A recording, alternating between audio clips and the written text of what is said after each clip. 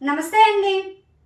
ధనుసు రాశి వారికి ఏప్రిల్ 1వ తేదీ నుండి ఏప్రిల్ 30వ తేదీ వరకు మాస ఫలితములు ఏ విధంగా ఉన్నాయో తెలుసుకుందాం. ధనుసు రాశి వారికి ఈ మాసం తెలివి నైపుణ్యంతో ముందుకు సాగుతారు.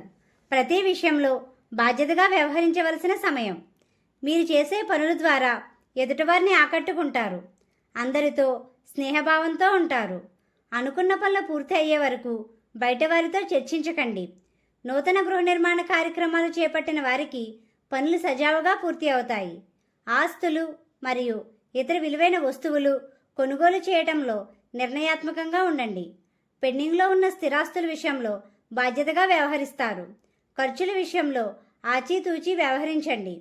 ఆరోగ్యం విషయంలో స్వల్పపాటి సమస్యలు ఉంటాయి. తీసుకునే ఆహారంలో జాగ్రత్త వహించండి. కుటుంబ సభ్యుల విషయంలో బాధ్యతగా వ్యవహరిస్తారు మరియు వారి కోసం ఖర్చులు చేస్తారు. జీవిత భాగస్వామితో అన్యోన్యంగా ఉంటారు మరియు ప్రయాణాలు చేస్తారు. ఆధ్యాత్మిక భావంతో ఉంటారు. ధైర్య సాహసాలతో ముందుకు సాగవలసిన సమయం.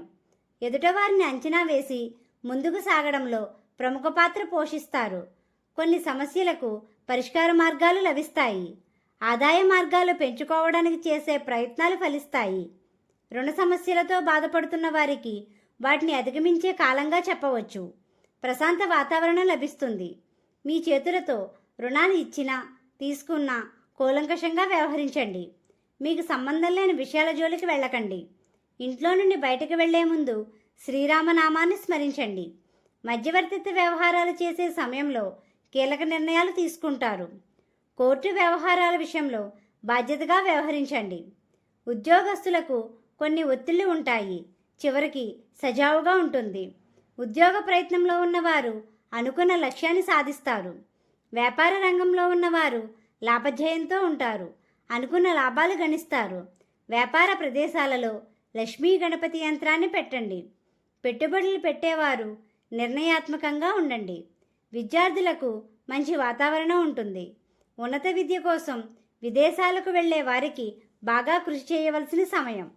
ఎప్పటి నుండో వివాహం కోసం ఎదురుచూసే వారికి అనుకూలమైన సమయంగా చెప్పవచ్చు. వివాహేతర సంబంధాల వలన కొన్ని సమస్యలకు గురి అవుతారు.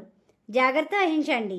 స్నేహితులు మరియు బంధువులలో ప్రత్యేక గుర్తింపు పొందుతారు. ఎలక్ట్రానిక్ వస్తువులు కొనుగోలు చేయడానికి ఆసక్తి చూపుతారు. ఈ రాశివారు కలియుగ వెంకటేశ్వర స్వామిని, దుర్గా అమ్మవారిని పూజించండి.